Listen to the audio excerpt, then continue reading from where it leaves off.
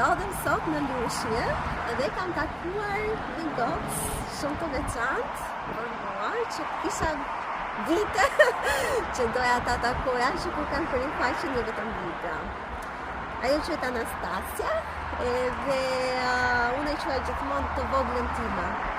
Nëse ju kujtohet, para disa kohësh unë kisha premtuar që do t'jepja 10 libra dikujt që ishte i veçantë për mua dhe kjo vajzë ishte Anastasia. Kështu që sot i gjeta mundësinë të vija dhe jam shumë e lumtur që e takova më në fund pas kaq shumë kohësh këtu afër Lushnjës. Ndonjëherë vjen koha e dur për të bërë gjestet që ti ke nevojë të bësh për shpirtin tënd, pa pritur që dikush tjetër ta bëjë ato për ty.